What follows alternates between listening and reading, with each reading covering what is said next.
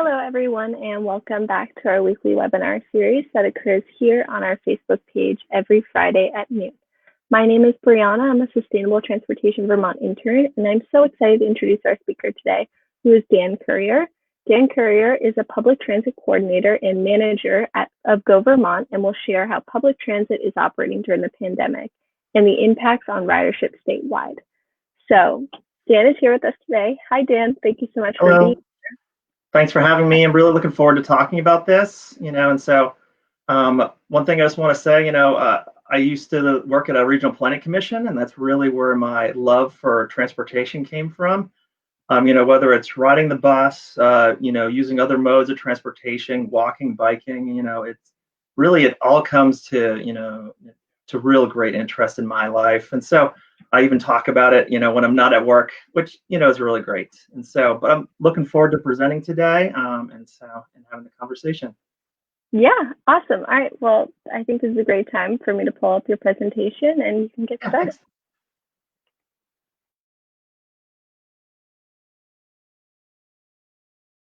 So thanks again for having me. I'll be chatting a little bit about, how COVID has been impacting, our public transit service here in Vermont. So as everyone, from home or at work is listening in, we've all had, some type of impact. Public transit is no, exception to this. So I'll talk a little bit about operations. I'll talk a little bit about ridership and, and just across the state, how we're doing currently on public transit and how the pandemic first impacted us and how we've been trying to recover and improve our services over the last 9 months. Next slide, please. So I'll start off by sharing, this great little graph that we've got here. The weeks before the pandemic, really we were providing, 100,000 trips a week on our buses and our demand response vehicles. And so, as you can see, the first couple of days in March and then even through April, just a crash in our ridership, additional restrictions, for going out into public based on, the governor's, concerns as the pandemic started to really come to light in Vermont. And so you can see, 50% right at the beginning. And so it really helps, this graph to illustrate, how quickly and immediately, public transit was impacted by the pandemic. And I'll go over a little bit of what we've done, as well as, some increases in transit that we've seen slowly because of the safety and the new procedures that we're using. Next slide. Let's dig into some of the details a little more closely.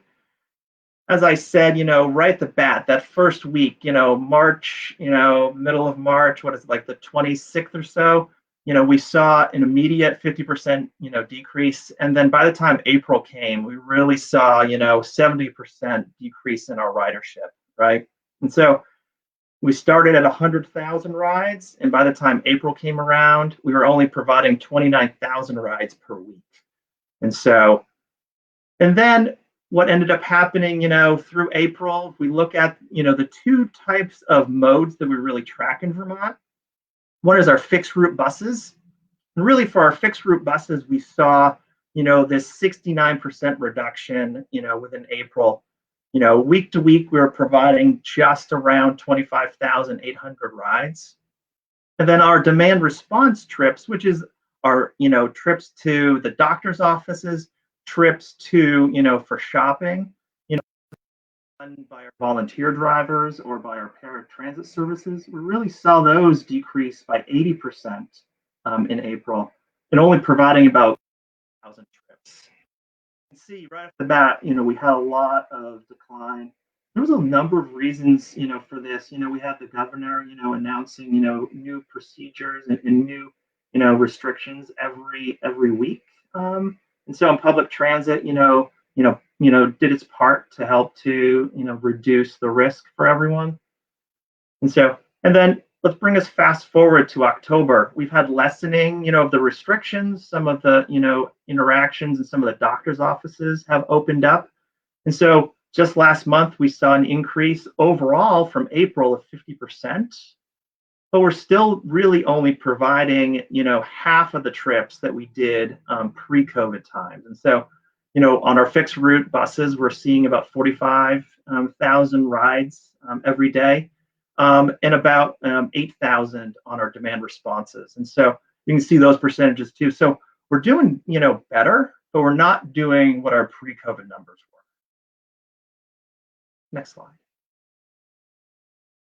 And can't resist the time to talk, it's more about ridership for us, and so the buses on the roads, they're operating, by a driver. Those drivers are the backbone of our service, and so without the drivers, it's hard to operate.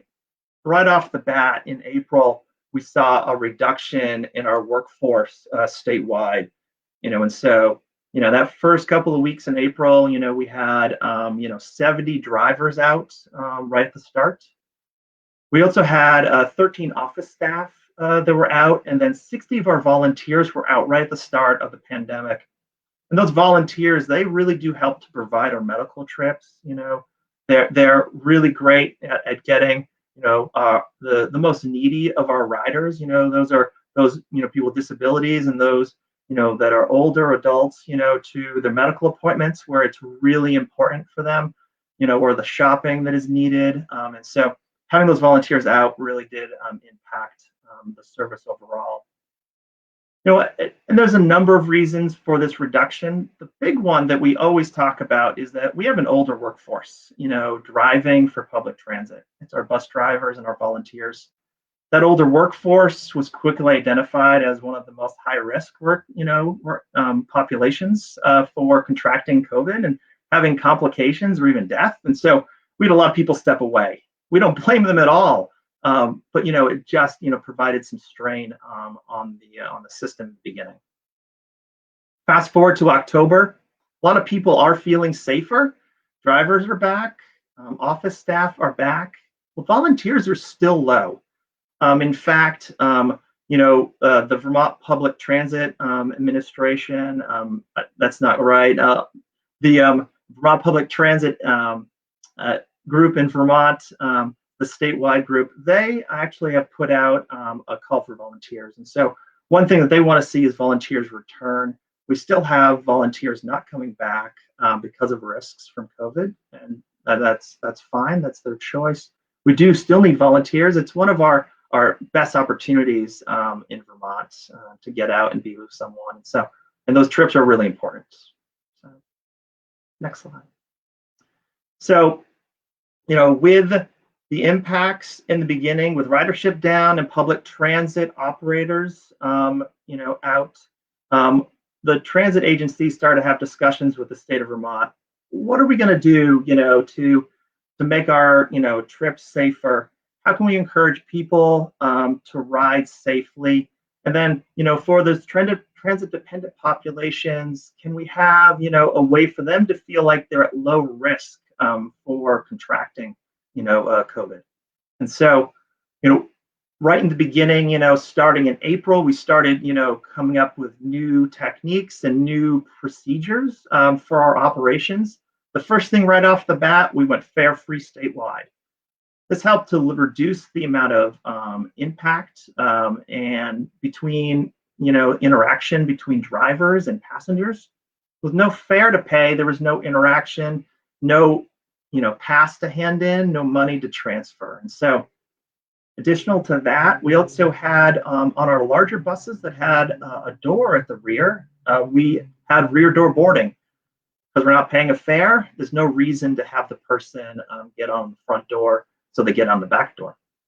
This 6 feet apart, became standard. Both standing on the bus, waiting to get on, as well as to get off the bus. And then inside the bus itself, we really tried to manage the space as well. 6 feet within inside of the bus. And so in the beginning, those first couple of months, we really had very reduced capacity on our buses. And then face mask requirements. The governor in May announced that masks would be required on public transit, which actually made some of the interaction a lot easier for us to have, right? In the beginning, it was suggested, and so not everyone would wear a mask, and some people were having tough times being willing to ride the bus if they saw passengers that didn't have masks on. So the mask requirement really did ease some of the issues that we were having on the buses. And then, of course, we asked every passenger to take the time to recognize their own health and be, hey, if you're sick, stay home. Please don't get on the bus. If you've traveled out of Vermont, don't get on the bus. If you've had contact with someone with COVID, please stay off the bus. Ultimately, we really were trying to focus the buses for the essential workers and those that really had no other option for transportation. And so we're trying to make those seats open and safe for those folks. Next slide. And so the bus providers also took some extra steps in cleaning and disinfecting, and then also some of the personal protective equipment that they were offering and utilizing. And so right off the bat, they started cleaning the buses before and after, every shift, as well as the facilities. They would clean those frequently touched areas all the time. The handrails, each of the standpoints, anything that would come in contact frequently with the riders, those were cleaned as often as they could be. And then offering hand sanitizer, offering masks, just being there where a rider was so that they could get on and feel safe. That's where we were trying to meet them. And then we went so far as to actually look at, can we put in barriers? We all go to the supermarket, or those of us that do, you see those plexiglass shields, right? We went so far as to design and have plexiglass shields installed on a number of the buses between the driver and the passenger compartments. And then block off seats to limit the capacity on buses, really to make it safe so that we could have the right spacing. And then those personal protective equipment, not masks, right? We're also talking about gowns and gloves and face shields. And how do you properly use those as a driver? We've never, had, this type of pandemic really brought to light, all those things that we don't know about. And so we had extra training, extra, assistance on that PPE. And then cleaning supplies. In the beginning, they were hard to find. With support from the state incident command system, we actually were able to get more cleaning supplies, but the stockpile, can only last so long. And so how do you maintain that? And so all of those things were going on at the same time. They were trying to operate. And so it was a tricky time for sure. Next slide. So I just wanted to share, some of the technology and some of the practices, that we did on the buses and on our demand response vehicles. This first photo is of a demand response vehicle. And so you can see there's a plastic shield that's been constructed and installed that separates the driver and the passengers. And so the passengers would be to the left of the photo and the driver would sit in the front seats. And then there'd be that extra separation. They would also try to have the passengers sit as far back in the vehicle as they could to provide that extra spacing that was needed. Of course, masks were required, and these vehicles were all disinfected before and after every trip.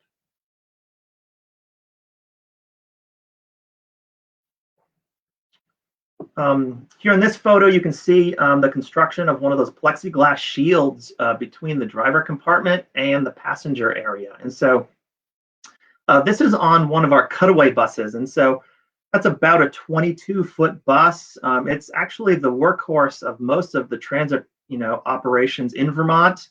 There's about, a total of 400 vehicles on the road. About 200 of those are these type of vehicles. And so they go everywhere, but they only have a front door to load passengers on and off. And so because of that, we thought it would be safe to provide safety for the driver, if we provided this extra shielding. And so working with the providers as well as a number of the manufacturers that help us with our buses, we actually designed and installed these plexiglass shields between the driver compartment and the passengers. Next slide. And then on the bus, we built these shields as well. And so, like I was saying in the beginning, spacing was an issue when we first started, dealing with the pandemic. We would block off seats to prevent people from sitting closer than 6 feet together.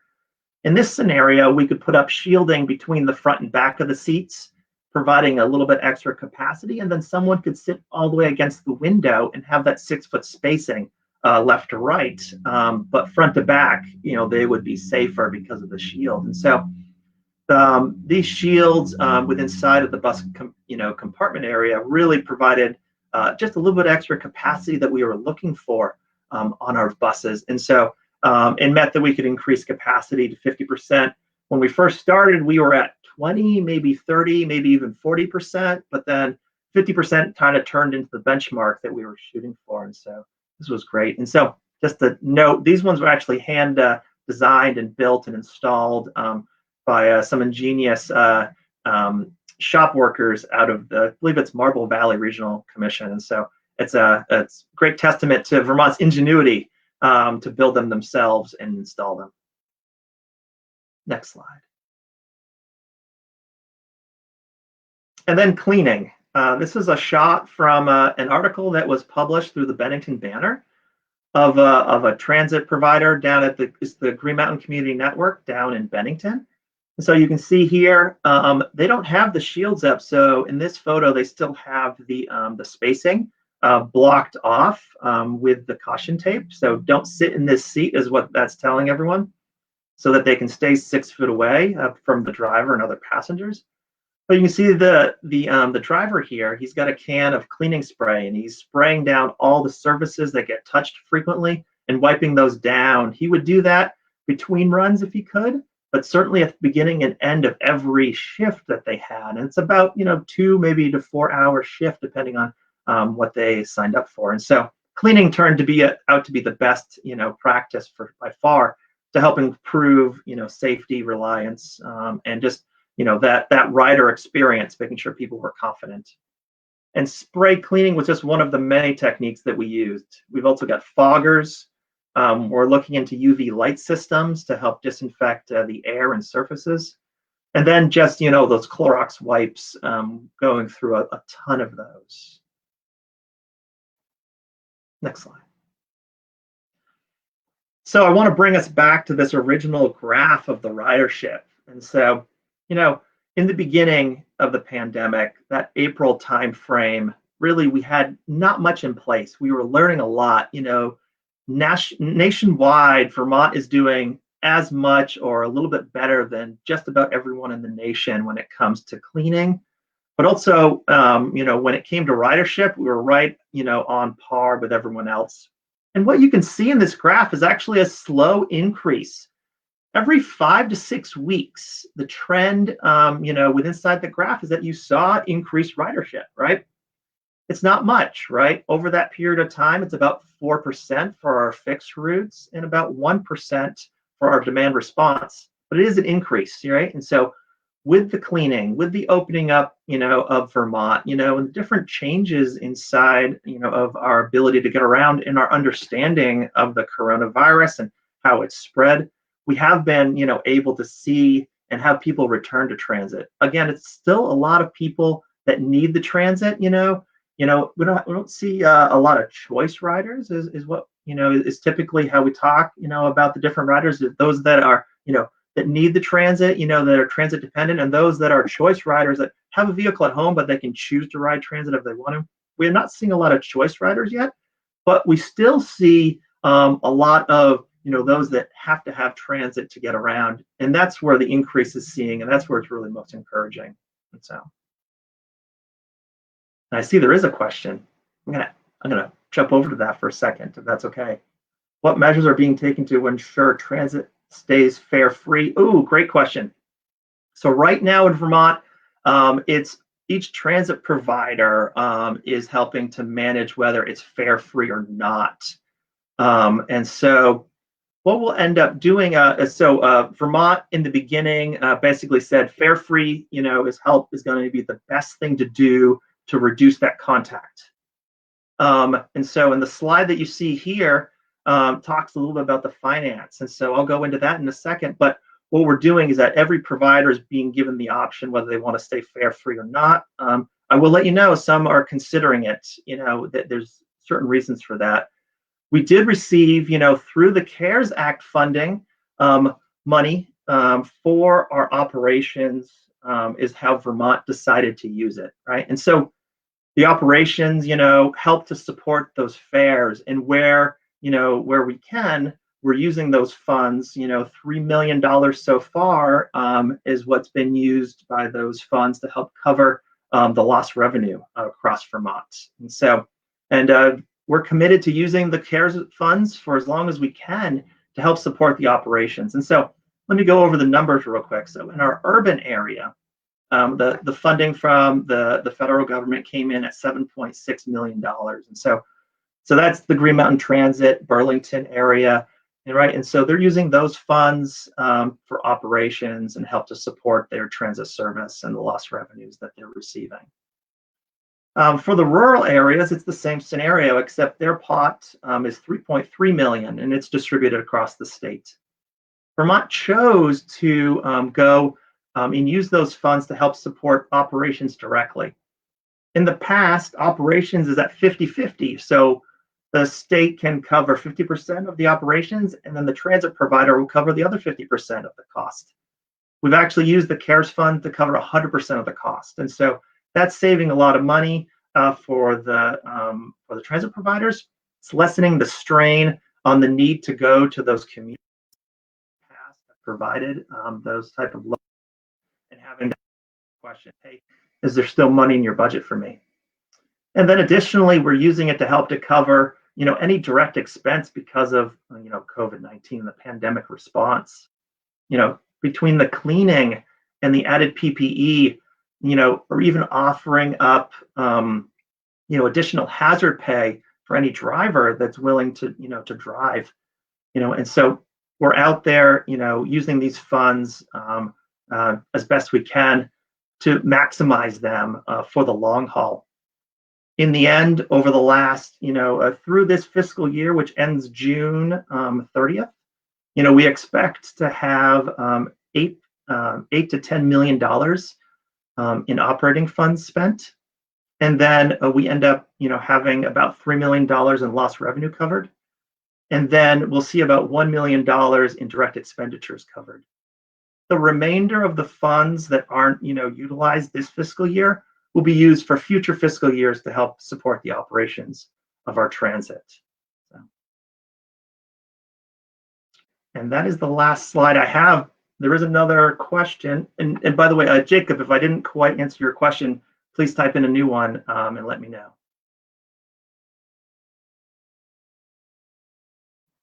And let me see. Marshall sent a question in. Yeah, Marshall asks, hi Dan, do you anticipate that the impacts of COVID-19 will adversely impact the Montpelier on-demand transit pilot?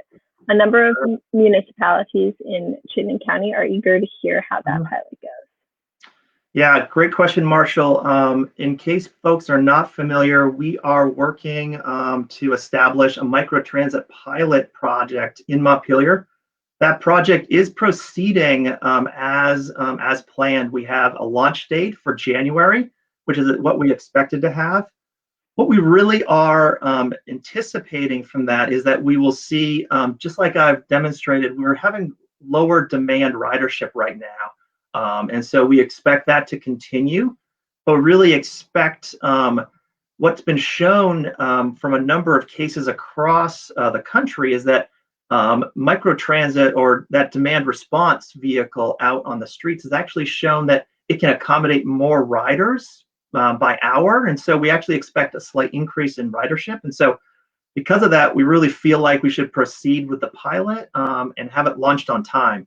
And so right now we've got all the funds that we need to support that. And we're currently working through onboarding existing riders, getting the app set up and everything. And so things are on track. And so we should have good results by the time June rolls around to see how the launch went. And so, yep. Awesome, thank you. And Dan, could you talk a little bit about the microtransit pilot and what that will look like? Sure, yeah. And so Inside of the Montpelier area, we have what we'll be doing is we'll be converting 3 fixed routes to an on-demand microtransit service.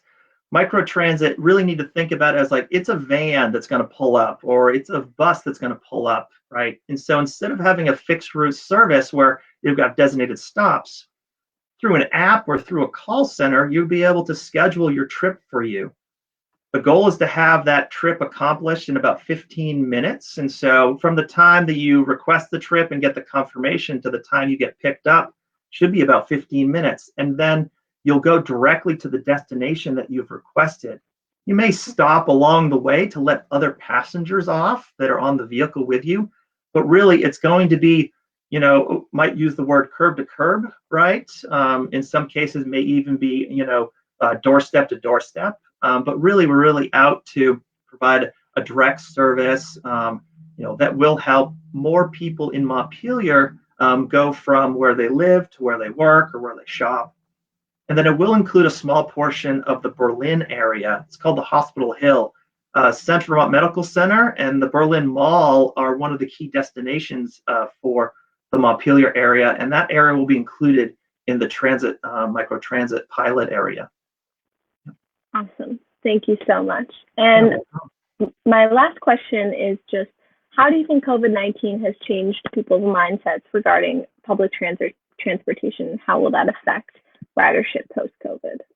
Yeah, and so we are seeing a switch from this, certainly on the choice riders. So we're definitely so those that that could choose to ride public transit.